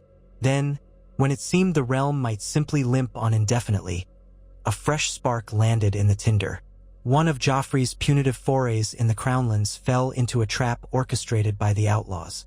A band of 40 Lannister men, archers and mounted knights, were ambushed near a narrow ravine. Trees were felled behind and before them, blocking escape. Hidden archers peppered them with arrows. In the chaos, the outlaws rushed in, cutting down half the company. The survivors were taken captive. This alone was a bold strike, but what followed was worse. The outlaws executed them one by one, leaving their mutilated bodies for the next crown patrol to find. A banner was left pinned to a corpse's chest. "In the name of the thousands you burned." When word reached Joffrey, his fury transcended rational thought. He demanded that the entire region be made to bleed. Tywin argued that such an approach would only grow the ranks of these rebels. Marjorie pleaded for reason, pointing out that slaughtering more villages would drive everyone into open revolt. But Joffrey could not be dissuaded. His pride was at stake, and he had learned no other way but raw terror. He declared that he would lead the next punitive host himself, that he would show the realm that their king was not afraid to fight. Tywin opposed the idea, citing the risk of an ambush, but Joffrey overruled him. He needed to reassert dominance, and he believed that seeing him march at the head of an army would cow the outlaws into submission. Or so he told himself. Cersei, terrified by the notion of her son walking into the wilds after everything that had happened, tried to dissuade him in private. She warned that roving the countryside full of hidden enemies was dangerous, that he should leave it to seasoned knights. But Joffrey refused. In truth, he craved the chance to stand before a foe he could crush with his own hands, especially now that he lacked a dragon's flame. Perhaps he also hoped to exorcise the humiliation he felt at losing his monstrous pet. "I am the king," he reminded his mother harshly. "Not grandfather. Not these lords who question me. I will end this rebellion myself." The decision was made. Tywin saw it was fruitless to argue further. If the king insisted, it might be better to ensure he was protected by enough troops to leave nothing to chance. And so an army was mustered, 3,000 men, drawn from Lannister loyalists and the crown's own forces. Kevan Lannister, Tywin's brother, was named overall commander in practice, though Joffrey claimed the leadership for himself. They gathered provisions, scorpions, and siege weaponry, though it was uncertain who they meant to besiege. The outlaws had no fortress, only scattered hideouts. Still, Joffrey insisted on maximum might. A hush fell over the capital when the day of departure arrived. Marjorie tried one last time to talk sense into the king, but he brushed her aside. Dressed in ornate armor of black and gold, its pauldrons decorated with small dragon-scale motifs, Joffrey rode out through the city gates on a proud white charger. The troops marched behind him, standards fluttering. Commoners watched from doorways and rooftops, some trembling, some silently cursing. They recalled how such large hosts had passed before, on the way to war or returning from it, and how the city had only known more ruin. No one truly believed that stamping out a few bands of outlaws required such a display. Most suspected the king was simply lashing out in desperation, trying to reclaim the authority that had burned away with the dragon's corpse. For a time, Joffrey's host followed the Gold Road west, fanning out to search villages and farmland. Kevan Lannister oversaw the supply lines, ensuring that the soldiers did not starve. They found plenty of empty hamlets, abandoned by frightened peasants, or a handful of ragged folk who insisted they had no knowledge of any outlaws. Joffrey ordered harsh questioning. Men were flogged, women threatened, but no great trove of information emerged. Occasionally, scouts found signs of campfires or a fleeting glimpse of armed figures slipping into the woods. The outlaws refused to meet the king's army in open battle. They scattered like shadows, employing ambush tactics whenever the crown's men split into smaller patrols. As the days turned to weeks, frustration gnawed at the king.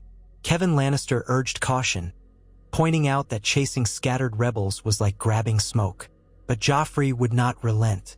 He declared that they must press deeper into forested hills, the source of many attacks. The men obeyed, forging deeper into rough terrain. Rains came, turning roads to mud, slowing the wagons. The king's charger fared poorly in the slick tracks, and Joffrey's temper flared anew each time the horse slipped or soldiers lagged behind. Eventually, the army reached an area known for ravines and dense pine forests. The watchers from the outlaws' vantage saw the columns approaching days in advance. They planned accordingly. One misty morning, as Joffrey rode near the vanguard with a group of Lannister knights, the rebels struck. They felled trees across the road behind and ahead of the king's party, separating them from Kevan's main force. From the thick pines, arrows rained down. Horses screamed and reared. Knights raised shields, searching for an enemy in the dimness. In a surge of panic, Joffrey shouted for men to form ranks, but confusion reigned. The narrow path left little room to maneuver. Soldiers at the rear hacked at the fallen pines, while those at the front tried to advance up a slope. The outlaws, numbering perhaps 100, flitted through the undergrowth, shooting from hidden positions, then vanishing. Lances thrust at shadows. Amid the chaos, the king's charger took an arrow to the flank, toppling sideways and throwing Joffrey into the muddy road. He cursed, scrambling to his feet, spitting filth. One knight reached for him, only to fall with an arrow in his throat. Joffrey stumbled, grabbing a fallen sword. A swirl of brown and green moved in the corner of his vision, a rebel in patchy cloak. The king slashed wildly, his blow glancing off the outlaw's makeshift armor. Another arrow whizzed by, grazing Joffrey's pauldron. Fear jolted through him. For the first time, he truly grasped the vulnerability of mortal flesh without the shield of a dragon or a city fortress. A group of loyal knights formed around him, shouting to hold the line. More soldiers sprinted up from the rear, hacking at branches to reach the king. The outlaws retreated further into the forest, continuing to fire. Men fell, arrows bristling in their chests. The king, face streaked with mud, tried to bark orders, but few could hear him over the din. At last, Kevan Lannister's contingent managed to clear the debris on the road behind them and push forward in greater numbers, forcing the rebels to withdraw. A chase ensued, but the outlaws knew the terrain too well. They faded away into gullies and hidden trails. Only a handful were killed, while many crown soldiers lay dead. Panting, Joffrey demanded a horse.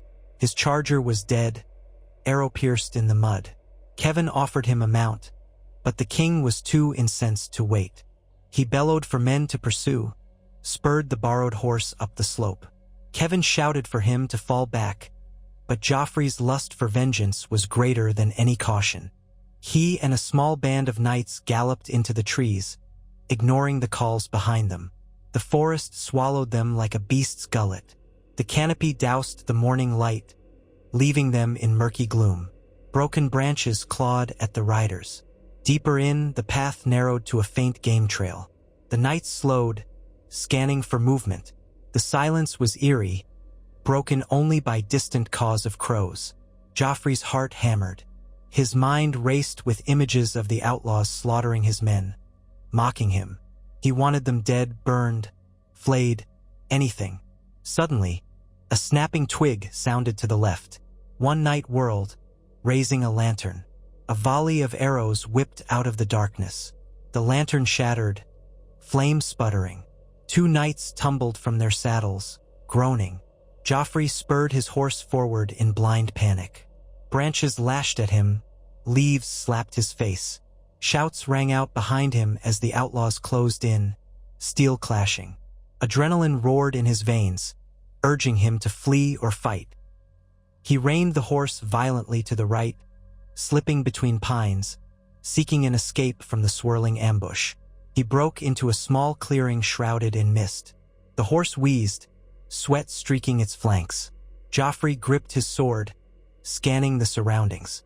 Someone stepped from behind a trunk, a tall figure in rough leathers, face hidden by a hood. Another silhouette appeared to his left, short but armed with a knife. Joffrey's breath caught in his throat. The realization that he might die alone in the forest at the hands of scum, men who cared nothing for his crown, flooded him with terror. He forced it down, remembering that he was the king. He brandished his sword and shouted, "Come and face me, cowards!" One of the outlaws knocked an arrow and took aim. The king snarled, urging the horse forward, swinging his blade. The arrow loosed. He leaned sideways in the saddle, narrowly avoiding a fatal hit. Tore through his cloak, nicking his shoulder. Pain flared. Joffrey bit back a cry, spurring the horse. He barreled toward the archer, sword raised high. The outlaw dove aside as the horse thundered past. A second arrow hissed out, striking Joffrey's mount in the neck. The animal stumbled and crashed to the ground, sending Joffrey flying. He landed hard. The wind knocked from his lungs. The world spun. When he gasped for air, his chest felt ablaze. Then there were hands on him, yanking at his armor, flipping him onto his back. The hooded outlaw's face came into view, a young man with rage contorting his features. He raised a dagger, ready to plunge it into the king's throat. Joffrey, half blind with panic, scrabbled in the dirt for his sword, but it had been thrown from his grip. The outlaw hissed, "This is for my family, burned by your dragon." He drove the dagger downward. A clang of steel sounded. Another sword intercepted the blow. Joffrey blinked. One of his knights, Ser Mandon or Ser Giles, he could not tell in the swirl, had reached them in time. The knight parried the dagger, then thrust his blade into the outlaw's gut. The young man collapsed, choking on blood. The second outlaw fired an arrow at the knight, striking him in the gap of his armor. Both men went down. Joffrey scrabbled away in the mud, searching for any weapon. The archer drew a knife and advanced. The king's heart pounded so loudly he could hear nothing else. He could almost sense his doom. For a heartbeat, he remembered the day he first found the dragon, how unstoppable he had felt. Now, not even that monstrous beast could save him. The archer lunged. Suddenly, hoofbeats crashed through the undergrowth. More Lannister soldiers burst into the clearing, led by Kevan Lannister himself. The archer turned to flee, but a crossbow bolt caught him in the back. He toppled. Joffrey lay there, chest heaving, as the men dismounted. Kevan hurried to the king's side, face pale with concern. He helped Joffrey to his feet, ignoring the muddy armor. The king's shoulder bled, though the wound seemed shallow. He hissed in pain as Kevan pressed a cloth to it. Joffrey stared at the dead outlaws around him. Mere peasants, nothing more, but they had nearly taken his life. He felt no triumph, only a sickening mixture of anger and mortal dread. "Find the rest," he rasped, spitting out a mouthful of blood from where he had bitten his tongue in the fall. "Kill them all." Kevan inclined his head, though his gaze was grim. The men fanned out, searching for any surviving rebels. Joffrey slumped against a tree trunk, wincing at the pain in his shoulder and chest. It came to him, in that moment of near-death clarity, that these were only two outlaws. The realm was vast. How many thousands more might harbor the same hatred? He had begun a war that had no neat battlefield. There was no single fortress to burn, no single enemy banner to destroy. Without the monstrous advantage of dragonfire, all his terror was just the threat of steel. Steel that could be matched, steel that could falter against ambushes and cunning. He felt a pang of something akin to despair, a sensation he quickly crushed beneath renewed rage. Anger was better than fear. The ambush had exacted a heavy toll. Scores of crowned soldiers lay dead or wounded, including many knights. The outlaws, too, had casualties, but their advantage lay in elusiveness. They vanished again into the pines. Kevin Lannister regrouped the battered column, ordered the dead buried or burned. He strongly advised an immediate retreat back to safer ground. Joffrey, still stubborn, wanted to continue hunting, but his body ached, and Kevin's arguments held more weight now. The king did not relish another arrow lodging itself in his flesh. Under a cloud of resentment, he agreed. They returned to King's Landing weeks later, a weary and diminished force. They had accomplished nothing beyond leaving more ashes in scattered villages and losing many men. Rumors of the king's near-death experience spread quickly, and not even Tywin's best efforts could fully suppress them. The realm laughed bitterly behind closed doors. The boy king who had once boasted he would incinerate traitors with dragonflame was reduced to bleeding in the mud, saved only by the timely arrival of his uncle's men. That laughter, quiet though it was, spread from local taverns to the halls of lesser lords. It was a sign to many that King Joffrey's rule was rotting from within. Back in the capital, Joffrey arrived wounded, enraged, and humiliated. Marjorie greeted him with carefully disguised concern, offering her nurse's assistance. He rebuffed her. In the days after, he snapped at every question, locked himself in his solar, and demanded more wine than usual. Cersei hovered, anxious, but even she could not console him. The old arrogance burned in his eyes, but the edges of madness gleamed there too. He had no dragon, no unstoppable advantage. His city remained half-ruined. The outlaws still roamed the countryside, and the realm's great lords were growing restless. Over and over, Joffrey found himself returning to the memory of that clearing. The dagger raised over his throat, the rancid breath of the man who had lost everything to the king's monstrous pet. The king could feel the realm's hatred closing in around him like wolves, and so the seeds of fate were sown. For in the weeks following the failed campaign, more trouble brewed. Among those close to the throne, among the small folk who whispered of a better future without the boy king, among the lords who plotted to free themselves from crippling debts and a fractious tyrant. Even in distant lands, ears turned to the news that King's Landing might be ripe for upheaval. All the while, Joffrey's wrath grew more reckless, as though he could quell the realm's discontent by driving it ever further into misery. It was a grim, precarious time for Westeros, and many began to whisper that the final blow to the king's reign would come not from the roar of a dragon, but from the quiet, inexorable press of his own subjects, fed up with blood and fire. Thus did the legacy of the boy who once found a dormant dragon in the dark, a legacy forged in flame and cruelty, now totter like a tower built on bones. No monstrous creature could save him now.